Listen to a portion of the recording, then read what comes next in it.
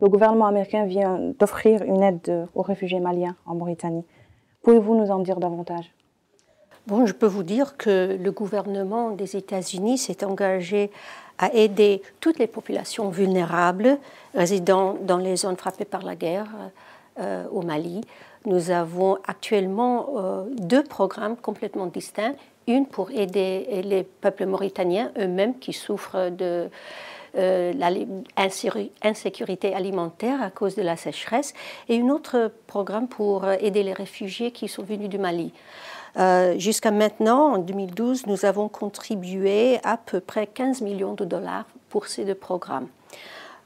Pour ce qui concerne la situation pour les Mauritaniens eux-mêmes, notre bureau d'alimentation pour la paix, c'est un bureau de notre agence pour aide internationale USAID, a contribué à peu près 10 millions de dollars en valeur alimentaire, en dollars aussi, pour aider les populations. Pour ce qui concerne les réfugiés, nous avons contribué en deux façons. Nous avons contribué globalement pour les réfugiés dans toute la région, à peu près 7 millions de dollars. Et nous avons aussi appuyé directement le FAO et UNICEF et des autres organisations pour aider les réfugiés qui sont actuellement ici en Mauritanie. Donc c'est un grand effort, mais ce sont deux efforts parce que ce n'est pas seulement une question des réfugiés qui ont des besoins, c'est aussi la population mauritanienne.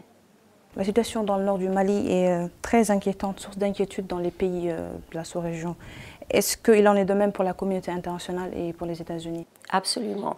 Nous suivons avec beaucoup d'intérêt les efforts de la CEDEAO, les efforts de l'Union africaine, et nous essayons aussi de faire notre part pour coordonner avec des autres pays, surtout l'Union européenne, la France, Grande-Bretagne, les autres pays intéressés,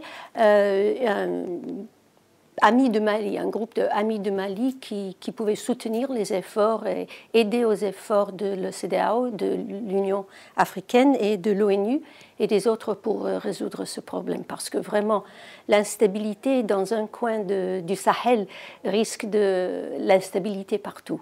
Et nous voudrons surtout éviter ça. Nos intérêts, nos buts dans ce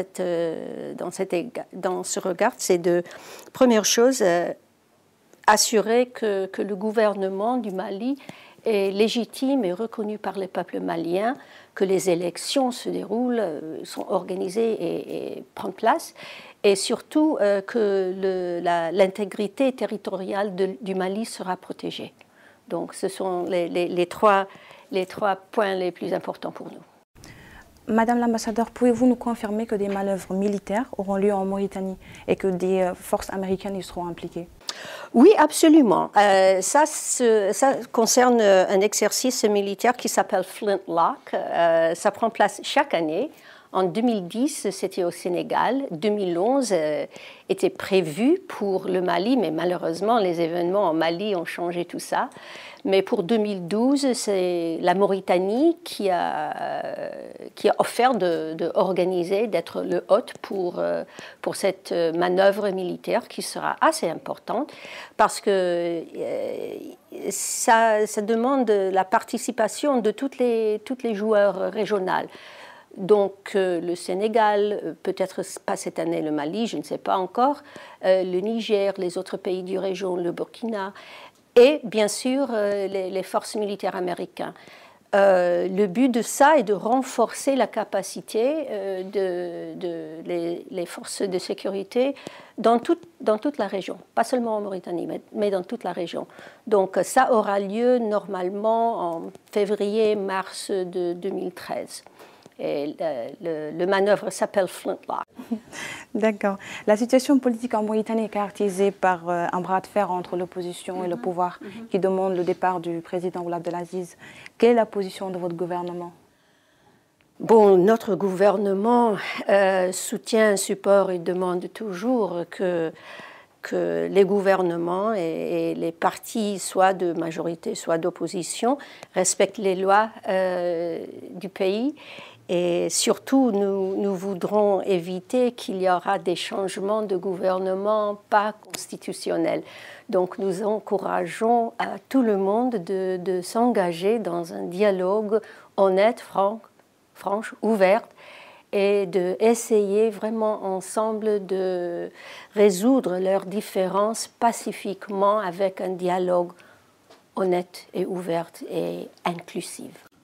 D'après vous, quelles sont les solutions pour sortir de cette impasse? Dialogue franc, ouvert et inclusif. D'accord, merci Madame l'ambassadeur pour ces précisions. Merci beaucoup et on vous souhaite bonne journée.